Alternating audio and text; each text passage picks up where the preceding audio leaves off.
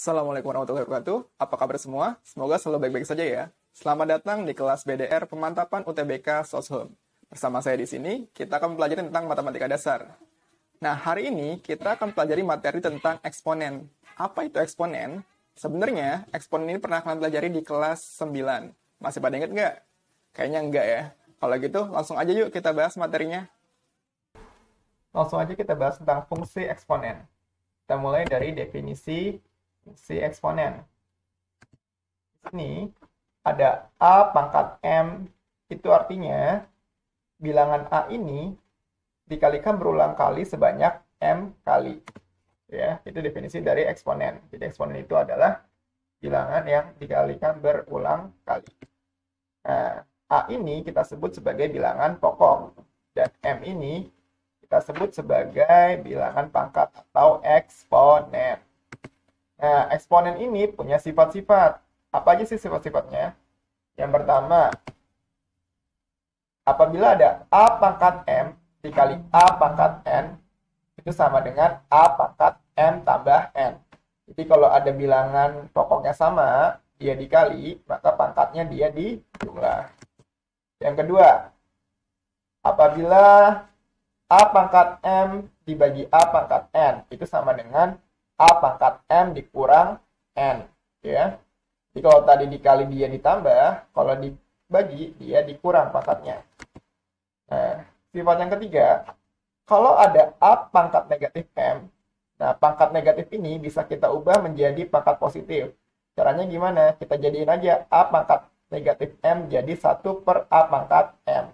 Yang awalnya dia di atas, dia pindah ke bawah, pangkatnya jadi positif. Tapi ya, nah atau kebalikannya, kalau misalkan ada 1 per A pangkat negatif M, kita bisa ubah pangkat negatif ini jadi positif. Caranya gimana? Pindahin aja dia ke atas, jadi A pangkat M. Lanjut sifat yang keempat. Sifat yang keempat adalah apabila ada A pangkat M dipangkatin lagi dengan N. Atau bisa kita tukar. Kalau ada A pangkat N dipangkatin lagi dengan N. Intinya ada bilangan berpangkat dipangkatin lagi. Maka pangkatnya dia jadi dikali. Ya, jadinya A pangkat M kali N. Nah, sifat yang kelima. Kalau ada A per B dipangkatin M, itu artinya A pangkat M per B pangkat M. Jadinya seperti ini ya. Nah, yang keenam. Kalau ada A kali B dipangkatin M, itu sama aja kayak A dipangkatin M dikali B dipangkatin M. Oke. Lanjut ke sifat yang ketujuh. Sifat yang ketujuh, apabila ada A pangkat M per N. Nah, pangkatnya berupa bentuk pecahan nih. Nah, kalau ada bilangan berpangkat dengan pangkat yang bentuk pecahan, kita bisa ubah ini ke dalam bentuk akar. Caranya gimana? Yang bawah ini jadi yang di luar akar, ya. Nah, yang atasnya dia jadi pangkat yang di dalam akar. Nih, jadi seperti ini. Jadinya akar N dari A pangkat N. Yang ke-8, A pangkat 0 hasilnya adalah 1. Semua bilangan apabila dipangkatkan 0, dia hasilnya adalah 1. Dengan A-nya tidak boleh sama dengan 0. Ya. Nah, sifat yang terakhir. 1 dipangkatin M atau 1 pangkat berapapun, dia hasilnya tetap adalah 1. Jadi bilangan 1 mau dipangkatin berapapun, tetap aja hasilnya adalah 1. Oke, itu adalah tentang definisi dan sifat-sifat eksponen. Nah, definisi dan sifat-sifat eksponen ini berguna banget buat kalian ngerjain soal-soal UTBK tentang eksponen. Nah, setelah ini kita bakal ngebahas tentang contoh soal UTBK tentang eksponen. Jadi tetap stay tune ya. Lanjut ke contoh soal yang pertama. Soalnya adalah nilai X yang memenuhi 2 pangkat X plus 4 sama dengan 8 pangkat X adalah.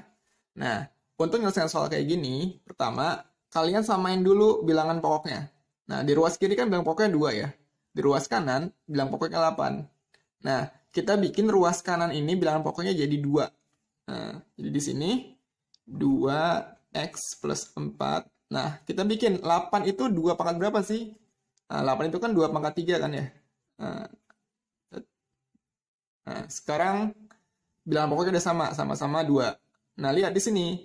Di sini ada pangkat dipangkatin. Ingat tadi sifatnya. Kalau ada pangkat dipangkatin, berarti pangkatnya dikali. Berarti di sini jadinya 2x plus 4 sama dengan 2, 3x. Oke, 2-nya udah bisa kita abaikan. Jadi sisanya adalah x plus 4 sama dengan 3x. Nah, 3x ini yang ada x-nya kumpulin sama yang ada x-nya. Yang nggak ada x-nya, kita pindah ke yang nggak ada x-nya. Berarti 3x ini kita pindah ke ruas sebelah kiri, 4-nya kita pindah ke sebelah kanan. Jadinya x min 3x sama dengan min 4. Ingat ya, kalau pindah ruas dia berubah tanda. Dari positif jadi negatif. X kurang 3x, 1 dikurang 3. Jadinya min 2x sama dengan min 4. Maka x sama dengan min 4 per min 2. Atau hasilnya adalah 2.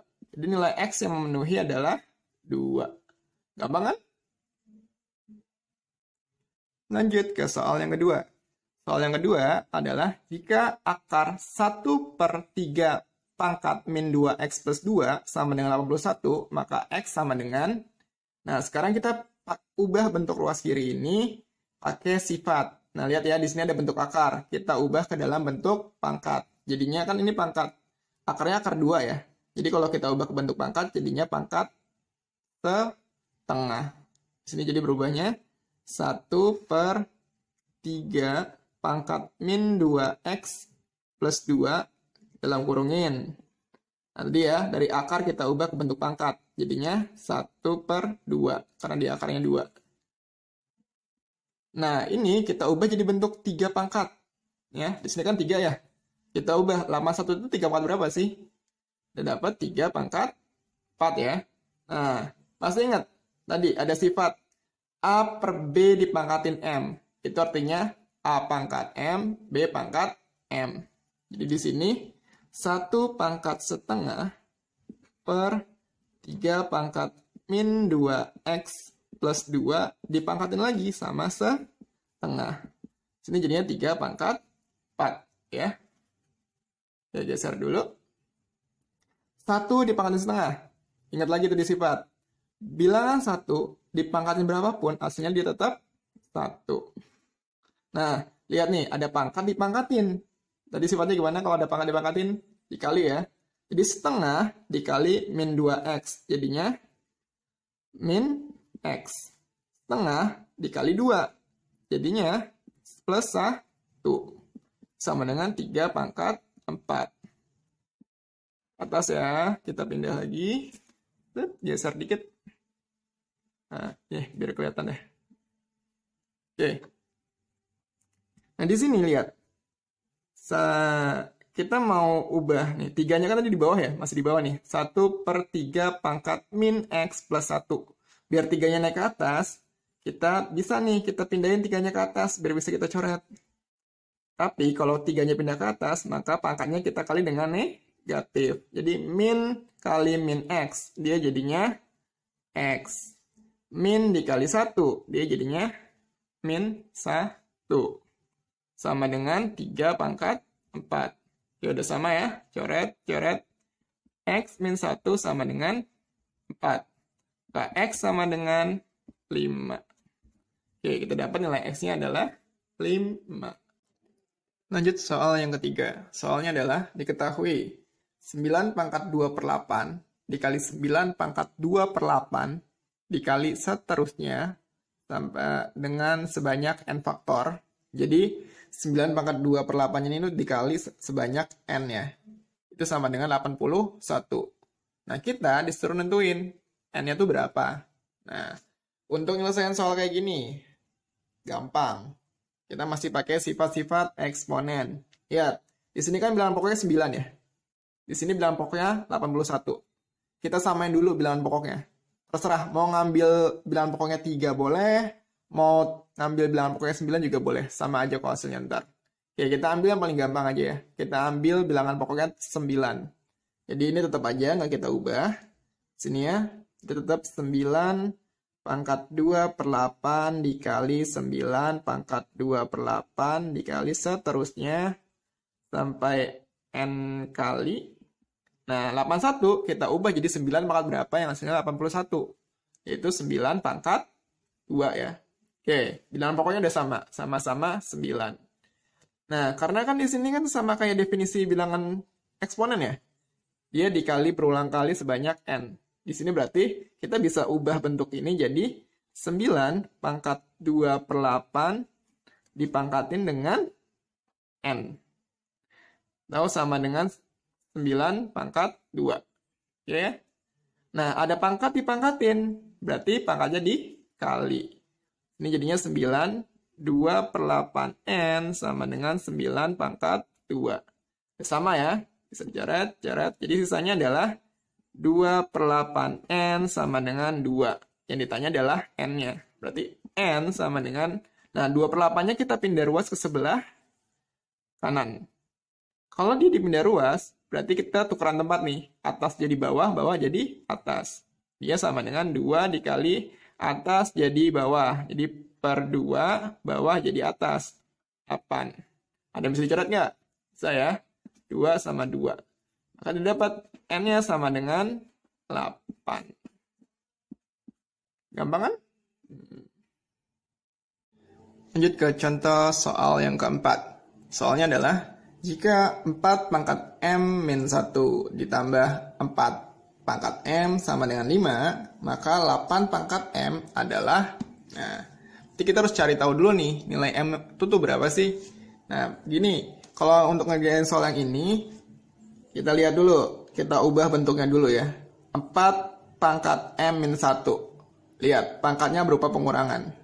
Masih ingat sifat apa sih yang pangkatnya itu dibagi kan? Berarti 4 pangkat m min 1 ini bisa kita ubah jadi 4 pangkat m per 4 pangkat 1 gitu ya. Karena ini kalau misalkan bilangan pokoknya sama, terus dia dibagi atau diper gitu ya. Berarti pangkat atasnya dikurangin pangkat bawahnya. Oke. Nah, sekarang 4m tetap ya. 4 pangkat m sama dengan 5. Nah, selanjutnya lihat di sini. Di sini ada 4 pangkat m. Di sini juga ada 4 pangkat m. Nah, di matematika itu boleh ngubah bentuk asalkan jangan ngubah nilai. Kayak tadi nih ya. Ini kan bentuknya kita ubah. Tapi nih ini kan bentuknya kita ubah jadi kayak gini. Tapi nilainya kan nggak berubah. Ini juga ini. Di sini ada 4m, sini juga ada 4m. Nah, bentuknya bisa kita ubah jadi kayak gini. 4 pangkat m dalam kurung 1 per 4 ya. 4 pangkat 1 kan sama aja kayak 4 ya. Ditambah 1 sama dengan 5. Pak, kok bisa kayak gitu sih, Pak? Nah, itu yang tadi saya bilang. Di matematika itu boleh ngubah bentuk, tapi jangan ngubah nilai. Sekarang lihat, karena di sini ada 4M, sini ada 4M, 4M-nya bisa kita keluarin aja. Nah, jadi di sini, kalau kita kaliin lagi ke dalam, 4M dikali 1 per 4, tetap sama hasilnya. 4M dikali 1, tetap sama kan? Nah, itu ya. Lanjut, sekarang dijumlahin nih, yang dalam kurung. Jadi 4 pangkat M, 1/4 tambah 1. Samain dulu penyebutnya. Jadi 4 per 4. 4 tambah 1, 5. Jadi 5 per 4. Sama dengan 5. Ya. Nah, ini kita pindah ruas nih. Yang 5 per 4 ini kita pindah ruas ke sebelah kanan. Jadi sini sisa tinggal 4 pangkat M doang. Nah, kalau dipindah ruas, tadi yang saya bilang ya, tukar tempat nih. Kalau dia pecahan dipindah ruas, dia ditukar tempat. Jadi sini 5 dikali 4 per 5. Dicoret. Jadinya 4M sama dengan 4. Nah, tadi kan 4 itu sama aja kayak ada pangkatnya kan ya? 4 itu sama aja kayak 4 pangkat 1. Sama-sama 4, jadi sisanya M sama dengan 1.